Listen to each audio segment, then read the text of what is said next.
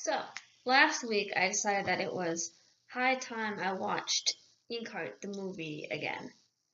For those of you who don't know, Inkheart is a book by Cornelia Funke. It was published in 2003, originally in German. I don't know German, so I've got the English translation version, translated by Anthea Bell. And the movie came out in 2009, January 2009. And Inkheart is my favorite book. It's been my favorite book ever since I read it, like 13 years ago. And I can do math. And the movie came out about a week after my birthday in 2009. So I decided that was going to be my birthday present. We were going to go and watch the movie. And I had very mixed feelings about it. It being my favorite book, obviously, I was not very pleased with the way that they handled the movie. But on my rewatch last week, I actually found a lot of things that I enjoyed in the movie. So, in this video, I'm going to mention 3 similarities between the book and the movie, and 3 differences between the book and the movie, and what I think they did for the movie, whether they made it better or worse, and how it could have possibly been better. Like maybe if I directed it, what I would have done differently. So, let's start with the similarities.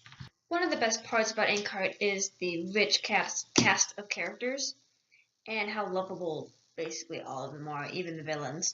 So I was very pleased with how similar the characterization was for most of the characters in the movie. The movie characters that I think are most like their book counterparts are Eleanor, Fareed, Dustfinger, and partially Finoglio. I'll get to Finoglio later when I talk about differences, but I think that the movie really captured Eleanor's kind of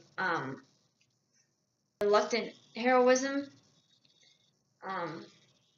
being the kind of rude and cranky aunt who just likes to, or great aunt I suppose, who is just obsessed with the books, but when her family's in danger, she begrudgingly goes off on this adventure to save them. The movie also did a really good job of capturing Fareed's transition from the scared kid who thinks that this is all a dream and that they're all like ghosts or demons around him, and that he has to like get back to his world, into the boy who realizes that this world is better than his and that he can find his place here, especially as Dustfinger's apprentice. And Dustfinger is also great in this movie, very much like his book counterpart. The interesting thing about Dustfinger is that the movie changed a few aspects, because they had to change a lot of the plot in order to get certain things to fit and make sense, since the book is too big to make a movie that covers everything in it. But in cutting certain things and adding other things with Dustfinger, they still managed to maintain the idea of Dustfinger as a bit of a selfish but still likable character, in that he struggles with his feelings of self-preservation. Like, he feels like he really has to just fend for himself and just look after himself, but it comes from a place of like hurt and just of him being the victim too many times. So you still feel a lot of sympathy for him, and they've managed to maintain that in the movie, even though he does a couple of things that are like, no, Dustfinger, why you do that? No, you betrayer, no! But you still feel, you understand where he's coming from, and he does redeem himself in the end, which is always a good thing. He's my favorite character in the book, so I'm very happy that they managed to maintain that in the movie. There are a couple of things about Finoglio, 2 main things that I think are important in the book, and the movie got one of them right. And that one thing is that he is very much an author, and he's very much obsessed with the worlds he creates, as a lot of authors out there, I'm sure, can relate to. And when he finds out about the fact that the characters he created in Inkheart are able to come to life and that they exist, he's like, I'm a god now. Like, they're my children. And he's very much like, oh, I love them. Even the villains. He's like, oh, but I created them and they're perfect and I love them. And they managed to maintain that perfectly in Inkheart. One final thing about characterizations that are similar is actually not a character, but the relationship between characters. The relationship between Dustfinger and Farid was a little bit cut down in the movie, but still maintained the principal idea that was in Inkheart, which is that Dustfinger, was all about self-preservation, wanted to be by himself, only wanted to have to take care of himself. He didn't want to have to care about anybody else, basically. And Farid really wanted, since he's still a kid, he still wanted to follow somebody, to be someone's apprentice. And Dustfinger, he really looked up to Dustfinger because he could do like cool fire tricks, and Dustfinger was very self maintaining. What's the word I want to say? Basically, Farid wants to beat Dustfinger when he grows up because Dustfinger seems to know what he's doing at all times, and he seems like he doesn't need anybody else, and that causes Dustfinger to push Farid away, but it causes Farid to want to follow Dustfinger more. And they showed in the book and a little bit in the movie, they showed how Dustfinger kind of relents a little bit because he realizes that he does care about Farid. It's so adorable. Another similarity that I don't think is that important to the book, but is pretty important to the movie in terms of pacing, is the beach scene, which happens about halfway through in terms of like the action. There's like a bunch of action at the beginning, and then there's a lull, which is the beach scene, and then there's a lot more action at the end. And the reason why that was important for the movie is that, unlike the book, the movie kind of gets directly into conflict. Like, there's immediately, like, you don't even really get any positive interaction between characters. It's mostly just negative interaction. Like, Mo has to take Maggie away because to Illinois' house because they're being chased. And Maggie wants to know what's happening, but Mo won't tell her. So there's this, negative energy between the two of them. And then there's a lot of action that happens. And then finally, they, after they're captured and then they escape, they get to kind of like the seaside. And it's a lull in the action, and it's a break from the tone of the movie, which so far has just been like everything's super serious and they're coming to kill you and it's awful and just bad stuff happening. And then in the beach scene, there are some jokes, and Farid is like trying to try on clothes, and he doesn't know what clothes, like these particular types of clothes are, so he's trying to put like pants on his head or something, and like some of the clothes elsewhere, while Eleanor's like, yeah, I'm out of here, peace, and it's just a nice break in the tone to help, when I was watching the movie, I was like, oh boy, it's just non-stop action, where are the, the happy parts, and then the beach scene happens, and it's like, hey, finally I can breathe, so I thought that was very important for the movie, and I'm glad they kept that scene. The third similarity I want to talk a little bit about is just a couple of little things that don't necessarily affect the plot or characterization or things like that, but are just small things that they took from the book and are the same in the movie, and that I really, really appreciate them doing. One was this image that really stuck with me from the book the first time I read it, years and years ago, which is near the end, Maggie, she's going to go read The Shadow out of the book, out of Inkheart, and she gets dressed in this like stiff white, almost like it's partially like bride or like bridesmaid and flower girl type dress, but also it's kind of almost, it makes her look like a sacrificial character, because she's going out there and she's going to read this Master of Destruction out of the book. So it's kind of important symbolically in the book, but also just it's an image that really stuck with me. So when the movie did the exact same thing, they had the exact type of dress that was in the book, that really hit me emotionally and really connected me to the emotions that I felt when I was reading the book. And I was like, yes, that's perfect. That's exactly what she's supposed to be wearing, and it was great. Um, another small thing was just the appearance of the Shadow and the appearance of some of these other characters too. Like the Shadow looked the way he looks in the novel, which is he's made out of the ashes of Capricorn's victims, so he's just like big and like ashen. He's got glowing red eyes, and he looks terrifying. And he's not even in the book or the movie for that long, but he's the most terrifying villain in it because he's just so intimidating, and because he's this mindless being, it feels like there's no controlling it at all. There's no stopping this being of destruction, and that's why what Meggie reads aloud, what Meggie does to stop the Shadow is just so important, and the stakes are just so high, for her to finish reading what she's supposed to do in order to, get rid of the Shadow. So, yeah, these small details I think are very important. Whenever a movie can take small details from the book and put them into the movie, I think they should do that because a couple of reasons. First, people who have read the book, they'll see it in the movie and be like, hey, I recognize that. That's straight from the book.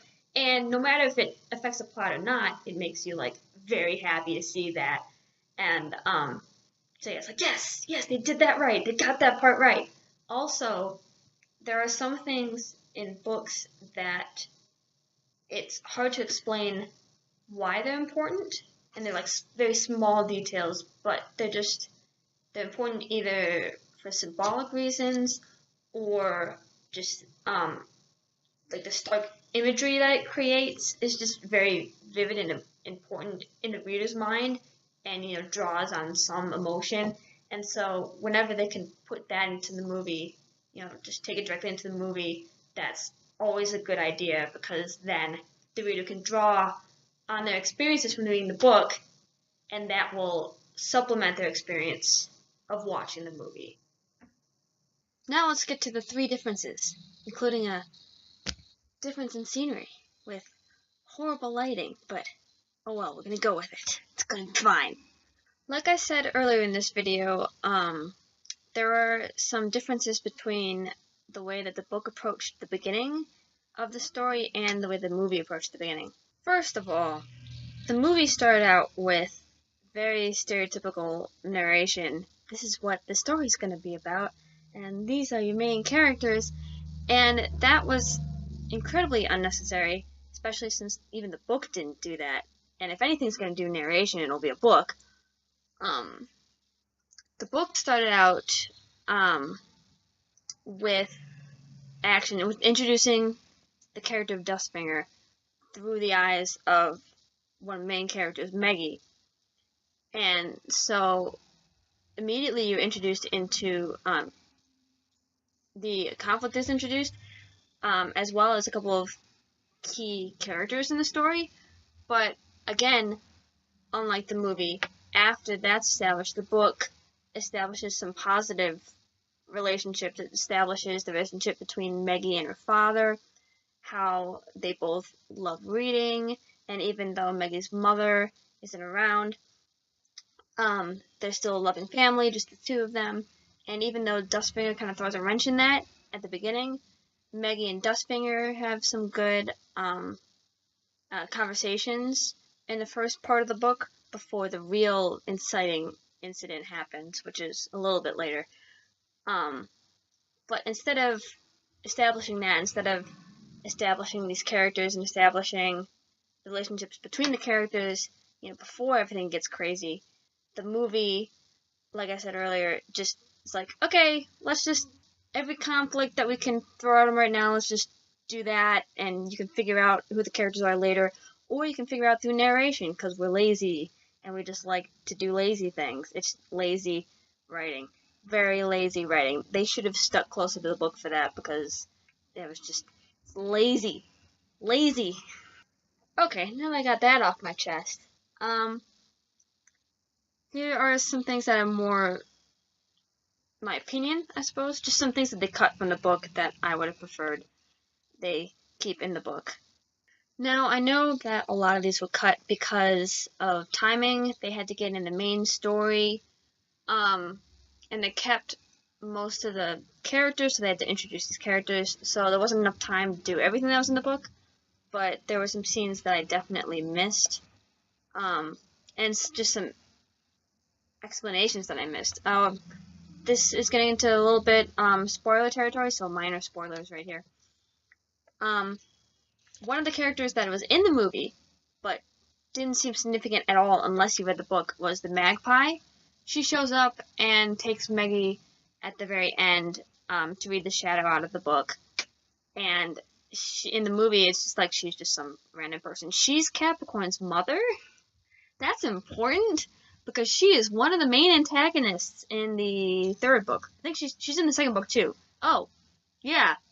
Big things happen in the second book with her, but third book too. Anyway, that's not explained at all in the movie, which I guess I'll get back to the end of the movie. Considering how they ended it, they weren't about to do a second and a third one, but if they were, it would be important to say, hey, you remember this person who we didn't spend that much time with? Yeah, Capricorn's mother. She's really important.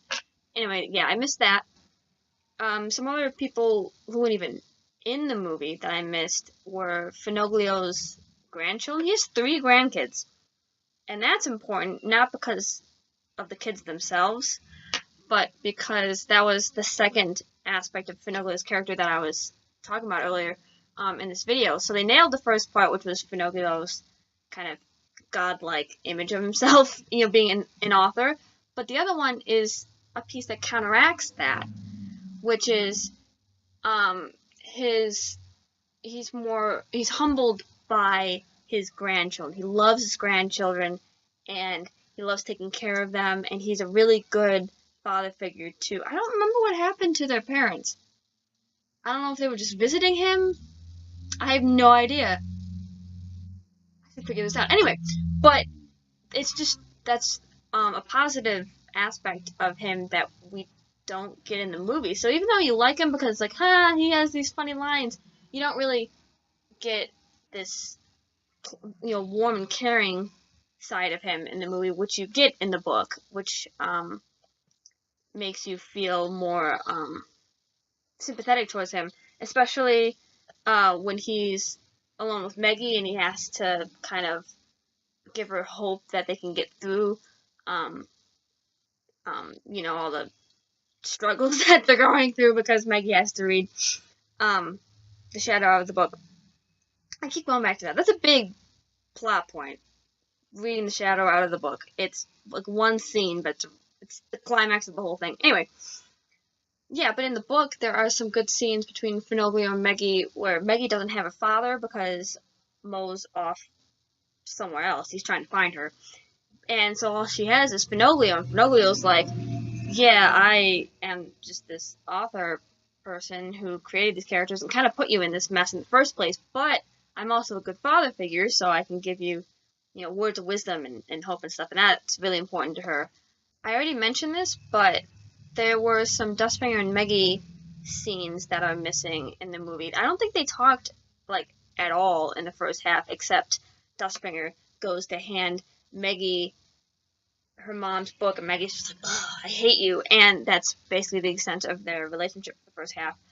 And that's just really sad to me because, again, Dustfinger's my favorite character, and in the book, Dustfinger, it's important that there are scenes between Dustfinger and Maggie where, he's showing her his fire tricks, and he's, feeding Gwyn, his Martin, he's feeding Gwyn food, and Maggie's like, oh, an animal, because she loves animals, and so they kind of bond over that, and that was important in the book, because Maggie then had sympathy for Dustfinger. Even after she finds out that he's betrayed them, she still feels that sympathy for him because of what their relationship started out as.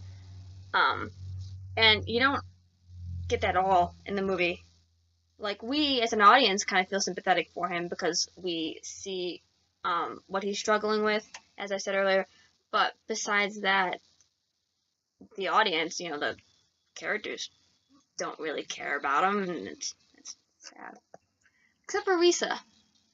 Risa cares about him in the movie. And that's another part that's missing, that's in the book, is, again, spoilers. This is a bit more of a major spoiler. Because Risa is Moe's wife, who is read out of the book, read out of Inkheart. And Dustfinger is kind of, maybe, not sure, in love with her. In the movie, you see that she cares about him, but it doesn't seem like she knows that that's Dustfinger. That's not explained in the movie, like, at all. I'm not sure about that. And Dustfinger didn't even know that she was Moe's wife until that moment in the movie when we see her, and it's like, oh, she's Moe's wife. So Dustfinger finds out at the same time we do. And so he has to, in real time, figure out what he's going to do about that. But in the book, they have known each other for a while now. He knows that she is Moe's wife. She doesn't know that he knows, though. So that adds a layer of intrigue there, and a layer of, just characterization that's just gone from the movie. But, for timing's sake and to make things more simple, I suppose, they decided to do that reveal to Dustfinger at the same time that they reveal it to the audience, but it's a little cheap. Again, a little bit lazy, but it works still. Okay. This is the third and last thing, but it's a big one. Really major spoilers here, because this is all about that ending. That ridiculous ending. Okay, so, ending of the movie, right? This is how they decided to end it. First of all, Maggie has to read aloud the shadow from the book, as I've stated upwards of 50 times in this video. And so she starts reading from, how does she do it in the movie? I don't even remember. Oh yeah, I think Finoki throws the paper at her because for some reason she couldn't sneak it in her sleeve like she did in the book. That's so much simpler, and that's what she does in the book, sneaks in her sleeve. Anyway, so he chucks it at her, or no, Toto brings it. Yes, Toto brings it to her, because why not have the dog bring it? Why not? And so she starts reading it, and then it gets taken away. I don't even know where it went. So, brilliant idea. She starts writing the words on her arm in pen, and then anything that she just randomly comes up with and starts writing on her arm, it happens.